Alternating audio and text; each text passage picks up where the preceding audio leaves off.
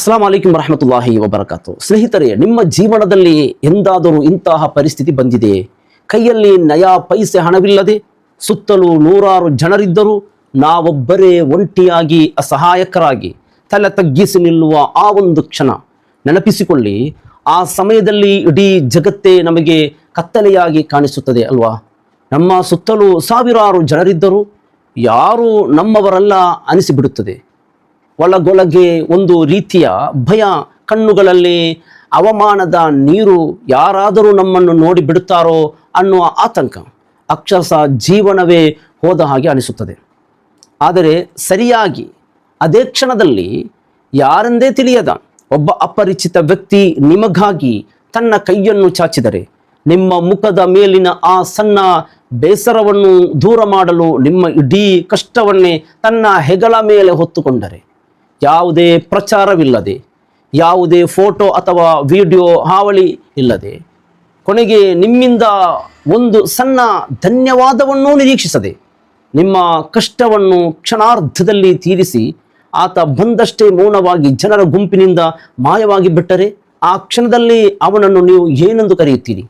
ಹೌದು, ಕಣ್ಣಿಗೆ ಕಾಣದ ಆ ಇಂತಹ ಮನುಷ್ಯರ ರೂಪದಲ್ಲಿ ಭೂಮಿಗೆ ಇಳಿದು ಬರುತ್ತಾನೆ.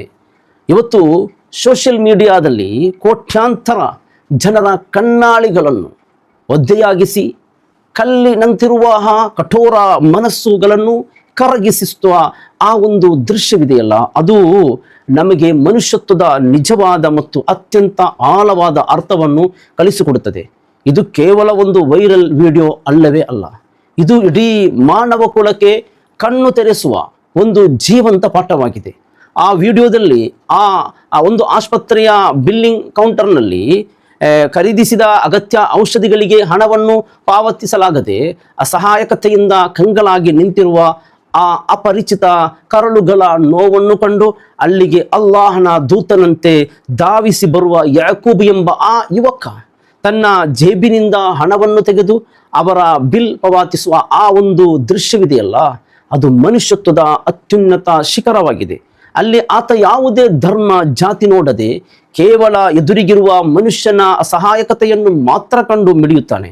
ಅಷ್ಟೇ ಅಲ್ಲ, ಆತ ಹಣ ಪಾವತಿಸಿದ ಮರುಕ್ಷಣವೇ ಅವರಿಂದ ಯಾವುದೇ ಒಂದು ಧನ್ಯವಾದದ ಮಾತು ಅಥವಾ ಕೃತಜ್ಞತೆ ನೋಟವನ್ನು ನಿರೀಕ್ಷಿಸದೆ ತಾನು ಮಾಡಿದ ದಾನಕ್ಕೆ ಜಗತ್ತಿನಲ್ಲಿ ಯಾವುದೇ ಪ್ರಚಾರ ಸಿಗಬಾರದು ಎಂಬಂತೆ ಅತ್ಯಂತ ಮೌನವಾಗಿ ಅಲ್ಲಿಂದ ಕಾಲ್ಕಿತ್ತು ಹೊರಟು ಹೋಗುವ ಆ ನಡವಳಿಕೆ ಪ್ರತಿಯೊಬ್ಬ ವೀಕ್ಷಕನ ಹೃದಯದ ಆಳಕ್ಕೆ ಇಳಿದು ಮೈ ರೋಮಾಂಚನಗೊಳಿಸುತ್ತದೆ. ಈ ಅದ್ಭುತವಾದ ದೃಶ್ಯವು ಪವಿತ್ರ ಕುರ್ಆನ್ನ ಆಜ್ಞೆಯಾದ ಮನ್ ಜಾಅ ಬಿಲ್ ಹಸನತಿ ಫಲಹು ಅಶ್ರು ಅಮ್ಸಾಲಿಹ, ಅಂದರೆ ಯಾರು ಒಂದು ಒಳಿತನ್ನು ಮಾಡುತ್ತಾರೋ ಅವರಿಗೆ ಅವರ 10 ಪಟ್ಟು ಪ್ರತಿಫಲವಿದೆ ಎಂಬ ಅಲ್ಲಾಹನ ವಾಣಿಗೆ ಮತ್ತು ಮನುಕುಲದ ನಾಯಕ ಪ್ರವಾದಿ ಮುಹಮ್ಮದ್ ಸಲ್ಲಲ್ಲಾಹು ಅಲೈಹಿ ವಸಲ್ಲಂ ಅವರ ಪರಮ ಪಾವನ ವಚನವಾದ ಅರ್ರಾಹಿಮೂನ ಯರ್ಹಮುಹುರ್ ರಹ್ಮಾನ್ ಯರ್ಹಮೂ ಮನ್ ಫಿಲ್ ಅರ್ದ್ ಯರ್ಹಮುಕುಂ ಮನ್ ಫಿಸ್ ಸಮಾ, ಅಂದರೆ ಕರುಣೆ ತೋರಿದವರ ಮೇಲೆ ಪರಮ ಕರುಣಾಮಯಿಯಾದ ಅಲ್ಲಾಹನು ಕರುಣೆ ತೋರಿಸುತ್ತಾನೆ. ನೀವು ಭೂಮಿಯಲ್ಲಿರುವವರ ಮೇಲೆ ಕರುಣೆ ತೋರಿರಿ, ಆಕಾಶದಲ್ಲಿರುವವನು ನಿಮ್ಮ ಮೇಲೆ ಕರುಣೆ ತೋರುವವನು ಎಂಬ ಬೋಧನೆಗೆ ಜೀವಂತ ಪ್ರಾಯೋಗಿಕ ಸಾಕ್ಷಿಯಾಗಿದೆ. ಬಲಗೈಯಲ್ಲಿ ಕೊಡುವ ದಾನ ಎಡಗೈಗೆ ತಿಳಿಯಬಾರದು ಎಂಬ ಇಸ್ಲಾಮಿನ ನಿಸ್ವಾರ್ಥ ದಾನದ ತತ್ವವನ್ನು ಅಕ್ಷರಶಃ ಬದುಕಿ ತೋರಿಸಿದ ಯಾಕೂಬನ ಆ ದೃಶ್ಯವು ನಾವಿಂದು ಬದುಕುತ್ತಿರುವ ಈ ಕಟುಕ ಹಾಗೂ ಸ್ವಾರ್ಥದ ಜಗತ್ತಿನಲ್ಲಿ ಕಳೆದು ಹೋಗುತ್ತಿರುವ ಕರುಣೆ ಮತ್ತು ಪ್ರೀತಿಯನ್ನು ಮರಳಿ ಜಾಗೃತಗೊಳಿಸುತ್ತದೆ. ಇಂತಹ ಹೃದಯ ಸ್ಪರ್ಶಿ ವಿಡಿಯೋಗಳು ಕೇವಲ ಇಂಟರ್ನೆಟ್ಗಳಲ್ಲಿ ಲೈಕ್ಸ್ ಗಿಟ್ಟಿಸಲಿಕ್ಕೋ ಸೀಮಿತವಾಗದೆ ನಮ್ಮ ಕಣ್ಣೆದುರಿನ ಕಷ್ಟಗಳಿಗೆ ಸ್ಪಂದಿಸುವ ಮಧುರವಾದ ಸ್ವಭಾವವನ್ನು ನಮ್ಮದಾಕಿಸಿಕೊಳ್ಳಬೇಕೆಂಬ ಅತ್ಯಂತ ಆಳವಾದ ಸಾಮಾಜಿಕ ಪಾಠವನ್ನು ಜನರ ಮನದಾಳಕ್ಕೆ ನಾಟುವಂತೆ ಬಿತ್ತುತ್ತದೆ. ಇಂದಿನ ದಿನಗಳಲ್ಲಿ ನಾವೆಲ್ಲರೂ ನಮ್ಮ ಸ್ವಾರ್ಥದಲ್ಲಿ ಮುಳುಗಿದ್ದೇವೆ. ಯಾರಿಗೂ ಸಮಯವಿಲ್ಲ, ಪಕ್ಕದ ಮನೆಯವರ ಕಷ್ಟ ಏನೆಂದು ತಿಳಿಯುವ ಆಸಕ್ತಿಯೂ ಯಾರಿಗೂ ಇಲ್ಲ. ಆದರೆ ಈ ಎಲ್ಲ ಯಾಂತ್ರಿಕ ಜೀವನದ ನಡುವೆ ಕೇವಲ ಒಂದು ಪುಟ್ಟ ವಿಡಿಯೋ ನಮಗೆ ಇಷ್ಟೊಂದು ದೊಡ್ಡ ಜ್ಞಾನೋದಯ ಮಾಡಿಸುತ್ತದೆ. ಎಂದರೆ ನಾವಿನ್ನೂ ಒಳಗೊಳಗೆ ಎಲ್ಲೋ ಒಂದು ಕಡೆ ಮನುಷ್ಯತ್ವವನ್ನು ಜೀವಂತವಾಗಿ ಇಟ್ಟುಕೊಂಡಿದ್ದೇವೆ, ಹೊಂದಿದ್ದೇವೆಲ್ಲ ಎಂದು ಅರ್ಥ.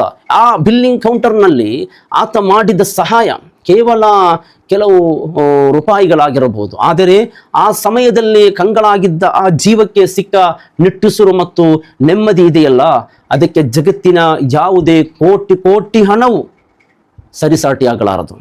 ನಾವು ನಮ್ಮ ದೈನಂದಿನ ಜೀವನದಲ್ಲಿ ಎಷ್ಟೋ ಕಡೆ ಹಣವನ್ನು ಪೋಲು ಮಾಡುತ್ತೇವೆ. ಅನಗತ್ಯ ಮೋಜು ಮಸ್ತಿಗಳಿಗಾಗಿ ಸಾವಿರಾರು ರೂಪಾಯಿಗಳನ್ನು ಕಣ್ಣು ಮುಚ್ಚಿ ಖರ್ಚು ಮಾಡುತ್ತೇವೆ. ಆದರೆ ಅದೇ ಹಣವನ್ನು ನಮ್ಮ ಕಣ್ಣೆದುರೇ ಇರುವ ಯಾರೋ ಒಬ್ಬ ಅತ್ಯಂತ ಅರ್ಹ ಮತ್ತು ಕಷ್ಟದಲ್ಲಿರುವ ವ್ಯಕ್ತಿಗೆ ನೀಡಿದರೆ ಆತನ ಇಡೀ ದಿನದ ನೆಮ್ಮದಿಗೆ ನಾವು ಕಾರಣವಾಗಬಹುದು. ಇದನ್ನೇ ಎಲ್ಲ ಧರ್ಮಗಳು ನಮಗೆ ಬೋಧಿಸೋದು. ನೋಡಿ ಪ್ರೀತಿಯ ಸಹೋದರರೇ, ಇತರರ ಕಣ್ಣೀರನ್ನು ಒರೆಸುವುದಕ್ಕಿಂತ ಮಿಗಿಲಾದ ಪುಣ್ಯ ಅಥವಾ ಧರ್ಮ ಬೇರೊಂದಿಲ್ಲ. ಯಾಕೂಬ್ ಎಂಬ ಆ ಯುವಕ ಯಾವುದೇ ದೊಡ್ಡ ವೇದಿಕೆಯನ್ನೇರಿ ಭಾಷಣ ಮಾಡಲಿಲ್ಲ, ಅಥವಾ ತಾನು ದಾನ ಮಾಡುತ್ತಿದ್ದೇನೆ ಎಂದು ಕ್ಯಾಮರಾಗಳ ಮುಂದೆ ಪೋಸ್ಟ್ ನೀಡಲಿಲ್ಲ. ಆತನ ಆ ಮೌನವೇ ಇವತ್ತು ವಿಶ್ವದಾದ್ಯಂತ ಕರುಣೆಯ ಸದ್ದು ಮಾಡುವಂತೆ ಮಾಡಿದೆ. ಈ ವಿಡಿಯೋವನ್ನು ನೋಡಿದ ಪ್ರತಿಯೊಬ್ಬರು ಕೇವಲ ಇದನ್ನು ಶೇರ್ ಮಾಡಿ ಸುಮ್ಮನಾಗಬಾರದು. ಬದಲಿಗೆ ನಮ್ಮ ಸುತ್ತಮುತ್ತ ಇಂತಹ ಪರಿಸ್ಥಿತಿಗಳು ಎದುರಾದಾಗ ನಾವು ಕೂಡ ಒಬ್ಬೊಬ್ಬರು ಯಾಕೂಬ್ ಆಗಿ ಬದಲಾಗಬೇಕು. ನೋಡಿ ಸಹೋದರರೇ, ಕೈಯಲ್ಲಿ ಚಿಲ್ಲರೆ ಇಲ್ಲದೆ ಒದ್ದಾಡುವಾಗ ಬಂದು ನಿಲ್ಲುವ ಆ ಕ್ಷಣಗಳು ಬೆಲೆ ನಮಗೆ ಗೊತ್ತಾಗಬೇಕಾದರೆ ದುಡ್ಡಿನ ಅಹಂಕಾರದಲ್ಲಿ ಬದುಕುವ ಮನುಷ್ಯರಿಗೆ ಆ ಒಂದು ಪುಟ್ಟ ದೃಶ್ಯ ದೊಡ್ಡ ಚಾಟಿಯೇಟಾಗಿದೆ.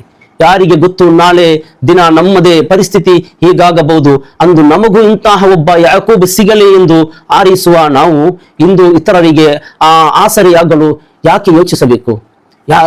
ನಿಸ್ವಾರ್ಥ ಮನಸ್ಸಿನಿಂದ ಮಾಡುವ ಸಣ್ಣ ಸಹಾಯವು ನಮಗೆ ಪರಲೋಕದಲ್ಲಿ ದೊಡ್ಡ ಯಶಸ್ಸನ್ನು ತಂದುಕೊಡುತ್ತದೆ. ನೋಡಿ ಸಹೋದರರೇ, ಮನುಷ್ಯ ಜನ್ಮ ಸಿಗುವುದೇ ಅಪರೂಪ. ಇದನ್ನು ಇತರರ ಕಣ್ಣೀರು ಒರೆಸುವ ಬಳಸಿದಾಗ ಮಾತ್ರ ನಮ್ಮ ಜೀವನ ಸಾರ್ಥವಾಗುತ್ತದೆ. ನಾವೆಲ್ಲರೂ ಈ ಸತ್ಯವನ್ನು ಅರಿತು ಬದುಕೋಣ. ಕರುಣೆ ತುಂಬಿದ ಆ ಹೃದಯಕ್ಕೆ ಸಲಾಂ ಹೇಳೋಣ. ಆಗ ಮಾತ್ರ ನಮ್ಮ ಸಮಾಜ ಬದಲಾಗಲು ಸಾಧ್ಯ ಮತ್ತು ಇಂತಹ ನಿಸ್ವಾರ್ಥ ಗುಣಗಳು ಎಲ್ಲೆಡೆ ಹರಡಲು ಸಾಧ್ಯ. ಕೊನೆಯದಾಗಿ ಹೇಳುವುದಾದರೆ, ಇಷ್ಟೆಲ್ಲ ಕಷ್ಟ ಕಾರ್ಪಣ್ಯಗಳು ಮತ್ತು ಸ್ವಾರ್ಥದ ನಡುವೆಯೂ ಈ ಜಗತ್ತು ಇಂದಿಗೂ ಅತ್ಯಂತ ಸುಂದರವಾಗಿ ಮತ್ತು ಬದುಕಲು ಯೋಗ್ಯವಾಗಿ ಉಳಿದುಕೊಂಡಿದೆ ಎಂದರೆ ಅದಕ್ಕೆ ಯಾಕೂಬ್ನಂತಹ ಮೃದು ಮನಸ್ಸಿನ ಹಾಗೂ ಅಪಾರ ಮಧುರ ಸ್ವಭಾವದ ನಿಜವಾದ ಮಾನವರೇ ಕಾರಣ.